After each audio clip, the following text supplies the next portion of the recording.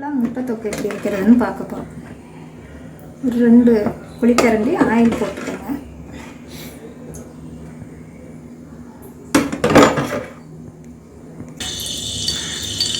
ஒரு 6 முட்டைக்கு 4 தக்காளி எடுத்துக்கோங்க.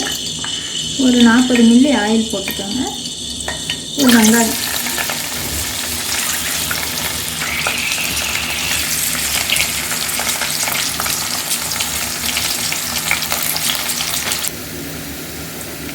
கொஞ்சம் பூண்டு இடித்து வச்சுருக்கேன்.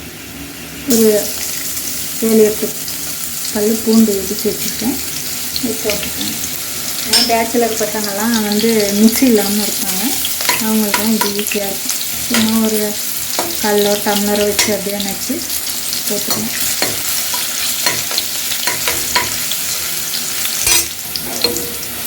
அப்படியே ஒரு டீ குடிக்கிற கவலை வச்சு கூட நச்சு போட்டுக்கணும். ஒரு 4 பச்சை மிளகாய்,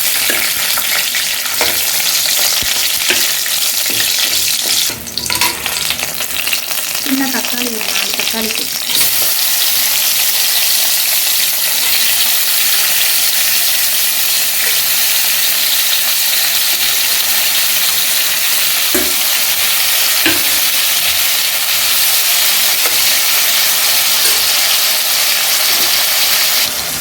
தக்காளி நல்லா வதங்கிடுச்சு. எப்பயுமே தக்காளியை தண்ணியோடு போடக்கூடாது, தண்ணியை வடிகட்டி போட்டால் தான் பச்சை ஸ்மெல் வராமல் இருக்கும். நல்லா வேகும் எண்ணெயில், இல்லைன்னா அப்படியே தண்ணியில் வேக வைக்கிற மாதிரி இருக்கும். இப்போ கரண்டி அளவு நச்சு விட்டுட்டு இப்போ மஞ்சள் சிறிதளவு போட்டுக்கோங்க.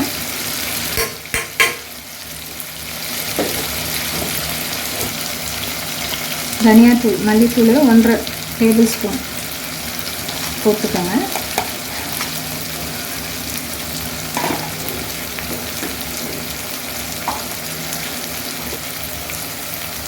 சோம்புத்தூள் 1/2 டேபிள் ஸ்பூன் போட்டுக்கோங்க. மிளகாய்த்தூள் 1 டேபிள் ஸ்பூன். 100 மில்லி அளவுக்கு தண்ணி போட்டுக்கோங்க.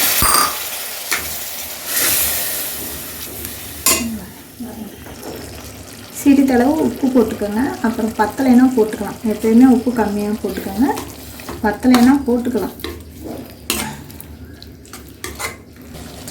தண்ணி பத்தலைன்னா ஒரு 50 மில்லி சேர்த்துக்கணும்.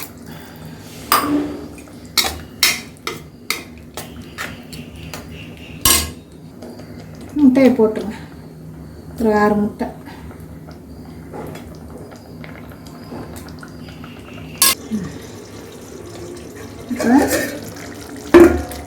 முட்டை தொக்கு ரெடி ஆயிடுச்சு.